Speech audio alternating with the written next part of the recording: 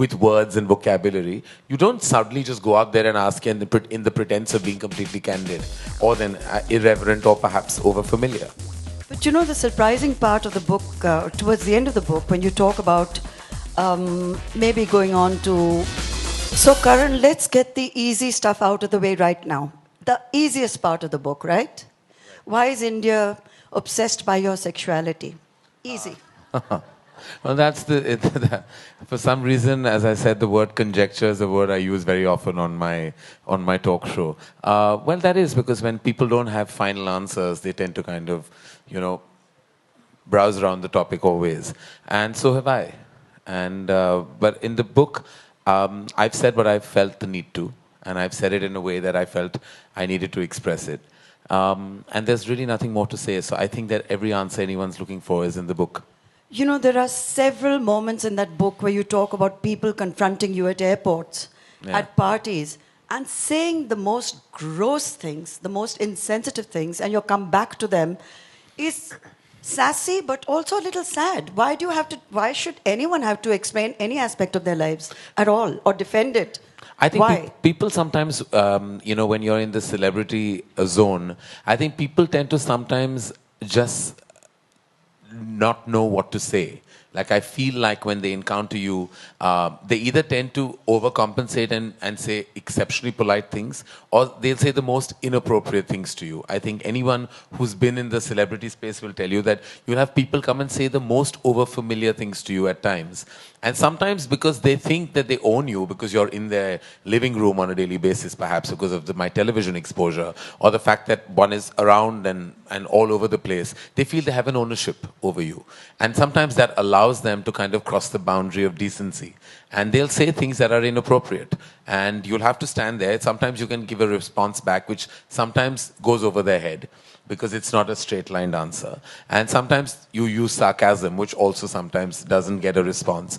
Sometimes all you do is just, like Shahrukh told me the other day, that now when people say things, he just nods. Because there's nothing else to say. Sometimes you just nod because people say the most bizarre things, and sometimes it's members of the fraternity, sometimes it's members of the media within the fraternity, sometimes it's random strangers at an airport, and you have to just deal with it. There's nothing you can do. You can't. At least I'm not the guy who's going to start getting into a fight, because I don't think I'll have the ability to handle it if I was at the receiving end. So I just let it pass. May I share that one moment at the airport, which is in your book, so everyone's going to read it anyway, right, where a person comes up to you, his wife is with him, and he walks up to you and says to you, "So, are you a homo?" Yeah. And your response is, "Why? Are you interested?" And I thought that was just fabulous. That's, the aplomb and the tight slap that probably the man warranted. Well, it was it was what came out, literally it just came out very, because I thought it was an exceptionally inappropriate thing. And the wife was clicking a photograph of mine while he was asking me this question. And he asked me, patting me on my back. It wasn't just a car. It was an overfamiliar pat, as if I had, we had dinner last night, and he decided to ask me this question early in the morning.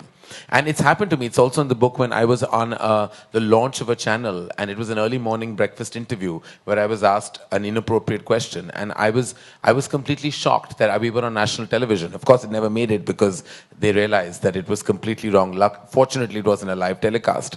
But sometimes you just wonder whether people just don't have the sensitivity or the decency, or use language to ask a question that may not come across inappropriate. There are various ways. I'm a member of the media myself. I host a talk show. And I know sometimes when you want to kind of ask something, you can circumvent it with words and vocabulary. You don't suddenly just go out there and ask in the pretense of being completely candid, or then irreverent or perhaps overfamiliar. But the surprising part of the book, towards the end of the book, when you talk about maybe going on to dating sites, I found that fascinating, that you went on to an elite dating site and a date was set up for you in Tokyo. And you said, why should I go to Tokyo to meet someone? How Well, did you get onto these dating sites? I mean, that's why? a story in itself. Yeah. Sometimes you have to kind of scratch the surface to find, what's not immediately available. So there are various ways and means I think people sometimes have to kind of look at. When you're single and 44, you'll probably go through every kind of possible available opportunity. I thought that was fantastic because most people would not admit it. I would have actually They'd liked be to give the addicted, but they name. won't. It was a selective. I would have liked to give them the name, but they're so exclusive and quiet and have full disclosure issues. So that's why I didn't give that information. Not that anything's come out of it, and I'm not a success story of their agency at all. In fact, I'm a rather apparently 2 out of 3 people succeed, and I'm that one who failed. You've also talked about 3.5 failed relationships. 1 true love, and I think 3.5 failed relationships. You've spoken about it with a great deal of some amount of regret, but compassion, empathy about why they didn't work out. Well, they were not any relationships. They were mostly unrequited love situations, which is great fodder for a filmmaker, not so great for a personal life. I suppose that comes from your sense of indulgence and over-expectation. Sometimes you tend to expect from quarters that you know won't deliver, and that invariably happens when, and that's what I call indulgence, is like if I had a pragmatic approach to love, which is not possible with me, I would possibly have been in a long-standing relationship. But I've always desired what I know I can't have. You also talked about divorce being the new marriage. And throughout the book, there is a kind of a strand which keeps going back to infidelity. And it's like almost a semi-obsessive aspect of your creative process to deconstruct everybody's marriages and to see who's cheating, who's lying, who's living a lie. Because truly, in my experience, I think there's much ado about fidelity and infidelity. I think sometimes true emotion and relationships can go beyond those. And being a single bystander, you tend to be so close to so many relationships and marriages. And in my experience, and I say this, I don't have any kind of, with all kinds of moral policing on my statement, I'm sure, but I don't think infidelity is a deal breaker. I don't believe it's it not is. a deal breaker. No, I don't think so. And I feel like it's very individualistic. It's as per each one's life. And I feel like I'm not judgmental about it at all. And I'm not sure if I'm capable of complete fidelity, even if I was deeply in love. But in your film, when you're talking about the process where you were going to shoot the scene, very interesting conversation that you had with Shahrukh, when all of you had second thoughts whether to go all the way and show Rani and him in bed or suggest that they've actually had sex, where you were advised against it, and even Shahrukh was not sure whether it should have that scene or it should be like the Meryl Streep scene where it ends without them actually doing it. I was in a zone of abandon at that time. I was like, I felt I had wings. I wanted to fly as a filmmaker. But when I look back, I feel like I remember very clearly, and I've said it, that when the scene was going on, I was watching it at a preview, and there was a very traditional couple watching it. And the moment Shahrukh and Rani check into the hotel in Kabhi Alvida, the lady turned to her husband and he said, "Don't worry, dream sequence hai." And because they imagined that this is not possible. In a Karan Johar film, it's not possible that this would actually transpire. And the moment they realized it was not a dream sequence, 5 minutes later they were out of their cinema halls. So I've realized that, sometimes topics like this are brushed under the carpet in our society. We don't like to watch what is startling and truthful on celluloid. We like to watch virtue and morality, say the right messaging. The moment you make viewing uncomfortable, the moment you say things that hit you hard, those are the films that bother you the most, and you have extreme reactions. Kabhi Alvida had extreme reactions. I had people come and say, I hated it. The only reason you can hate it if it's the truth of your home. And it's the truth of your marriage. You can't hate that film otherwise. Or had people say, it's uncomfortable to see this film with my spouse. Because what do you say after? Oh, I love the film. What did you love about it? If I hated it, then why did you hate it so much?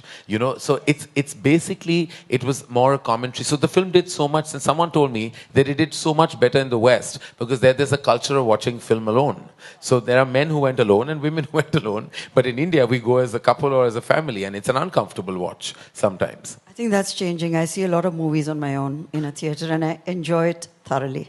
I think I see a lot of other ladies also coming and watching movies. It's changing. Thank God. There's a wonderful chapter on Shahrukh where the first time you meet him and you go with a certain baggage because A, you're awestruck, you expect to meet a big star and you're completely disarmed because he's so normal, he's warm, he's caring, he's very respectful towards your father. They have a relationship completely independent of. I mean, it was. I remember the day so clearly etched in my head, like it's like it happened yesterday. I grew up with movie stars that were stalwarts, that were luminaries, that we literally looked up to, like Mr. Bachchan. You know, when he walked into the room, there was a sense of like, like glory. Someone magnificent has walked in. So there was this stardom that I had realized, being a producer's son, stars were always put on a pedestal. We were always the poorer parties. We were the ones that had to kind of succumb to their stardom, look up to their full of awe because they were the ones who made the movies happen. So I grew up feeling movie stars were like unapproachable entities. I had then lost track with the generation because I was in my college days and I was touching base with my father's side of the business much later when he took me to meet Shahrukh to sign him for Duplicate.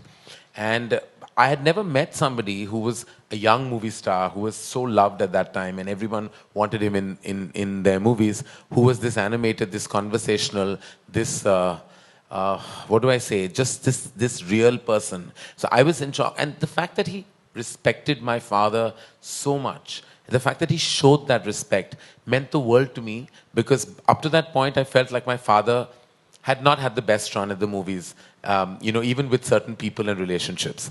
And when I saw Shahrukh give him that love, I think I fell in love with Shahrukh at that moment because I saw the love he gave my father, and that to me meant the world. Nothing else mattered. Lovely insight also when you talk about your father. I think that was beautiful. Where you said that despite him achieving success by the time you started working together, in his head he was still like a production person. So it was his instinct to carry the bags of stars or open car doors for them. And which my mother went hoarse trying to tell him, yeah. Yash, you're a producer. You're not a production manager. You can't, you shouldn't be doing these things. It's But it wonderful was that you his share instinct. it. It was his instinct. He couldn't help it. He just couldn't, like, whatever. And it was like, and I, of course, was born like I was a movie star in my head. Even though I had nothing, in my head, I was always royalty. For some reason, I don't know where, my mother always said, I don't know where you came from. Because, didn't have their value system. And I was always somebody who lived beyond my means. It was because I was pampered by my father. It was, he allowed me to believe that. He really, when I was 150 kilos fat, thought I had 5 kilos of puppy weight that I should lose. He thought I was the most gorgeous looking son. Could have been a film hero, knowing very well I knew my personality would not allow me to be a lead in a Hindi film at all. But he thought he could have launched me. When we were talking about my first film, he said, "Tu thoda patla ho ja, tu kar sakta hai hero ka kaam." And I was like, at that point, I was like, how do I get love and balance it with delusion? Because, my mother secretly, I think, always knew that I was not meant for certain things. But my father just loved me unabashedly. There's also a wonderful moment that you talk about when Kajol, who you now don't have the same relationship with any longer, but maybe you will in future, when she told you that if you want to establish you want to assert yourself on the set, just come and shout the hell out of me. Just come and yell at me to show that you're the boss. And you were faking. I mean, you were faking it. She was faking it. But I thought that was very generous of her and very smart of her to think of that. You were young, you were nervous, she was a huge star, and she says, just come out there and shout at me. Yeah, And it's you did. true. It's what happened. It's what's in the book, as are many other things. Kajol, I think enough has been said about recently, especially when excerpts of the book have been out. So I don't want to say any more about the fact that we have great history. And I want to remember just the history that we've shared. This is a moment in that history of nearly 25 years of a friendship. And sometimes chapters end, books end, relationships end. But yet, you talk about when you hugged Shahrukh at Deepika's party, and suddenly, whatever tension there may have been, melted away. That one hug, there was so much love that was exchanged, and it was all eliminated. I think there was never, there are ups and downs in so many relationships, but with Shahrukh, there is deep love. There's no other way of communicating the respect and love that I have for him. And I that ours will be a dynamic and ours will be a relationship and ours will be a connect that will be forever. It's only because my love for him has only grown over the last 2 decades. My love for his family has been so constant and consistent. And the fact that I think that their home is like a home for me in this city means a lot to me and my mother. My love for him is beyond work. My love for him and his family is beyond what he and I do professionally. It really is now a soul connect. I think we were meant to meet in this world, and I think it's because of my father that we have this connect. And we could possibly have our down days and our humongously up days, but what we cannot ever forget is the unabashed love that will remain and the respect, more importantly, that I think has not been diminished no matter what. It has a lot to do with both of you being successful, very successful in your own right. You say that friendships in show business can only succeed if the two people involved are equally successful. Is there something like friendship at all in showbiz? I've made some very strong friendships. Everyone in this room today is from my industry. My relationships define me. We're low on family. We have very few relatives that we're really connected with, me and my mom. So most of my personal connections are my family, and they're my extended family. I've made the most amazing relationships. In fact, I say this to Gauri, that I think I'm one of the reasons but I made her love people in the movies. Because when she came in, she was so reluctant to meet people because everyone comes with baggage. But some of my most deep equations and my most solid dynamics have been with people from the movies. So I think it's very unfair to say that relationships, yes, you go through ups and downs and there are always turbulent times. But I have to say that the soul and heart I've found within the fraternity and the industry has been amazing. And I will cherish those relationships for the rest of my life. They're all still there in my life. In fact, I'm a very constant person. People who've been in my life for over 2.5 decades are still there in a very strong space. And finally, your book ends with your expressing a desire to perhaps adopt a child or have a surrogate child. And you talk about this child as your old age kind of a policy to insurance policy in old age. I think you have reason. I feel I have a nurturing quality in me, and I saw that most when I launched Alia, Varun, and Sid. I felt like I can't let go of them even now. Like I feel it's been nearly 5 years, and I feel no matter what they do in whatever capacity they do, when they're on screen or they're at an event or they're anywhere, I see myself staring at what they're doing, what they're saying. That shows that I actually have a sense, and even all the directors in Dharma, everyone in Dharma, to me, I'm maybe age-wise, say a decade apart from them, maybe more than that. But the emotion comes from a very strong paternal space. And I feel like I would like to take that forward. I don't know what I'm going to do about it, but I feel like I would like to be a parent. I don't know in what capacity. I don't know how it's going to happen. I have no clue and I don't have answers to those questions. But I do feel the need because I feel I have love to offer. And since it's there, and I'd like to take it forward because I feel like that paternal instinct needs to be acted upon. And I feel it very strongly. Like I feel like I have so much within me that I conserve. And I feel that love has to have a release, and it's not going into a relationship. It goes abundantly to my love for my mother and my friends and all of them around me. In my company, I love everyone. And to me, I don't think any of them will realize how deeply moved I am that so many of them are here today. And what they mean to me in my life. I sometimes don't express it enough because it's within me. And I feel like that love within me needs to find a platform. And I think that platform could be a parent platform. Karan, I wish you every success. I hope a baby does come into your life. It'll transform you. It transforms everybody who's ever had a child, and I can tell you that from experience.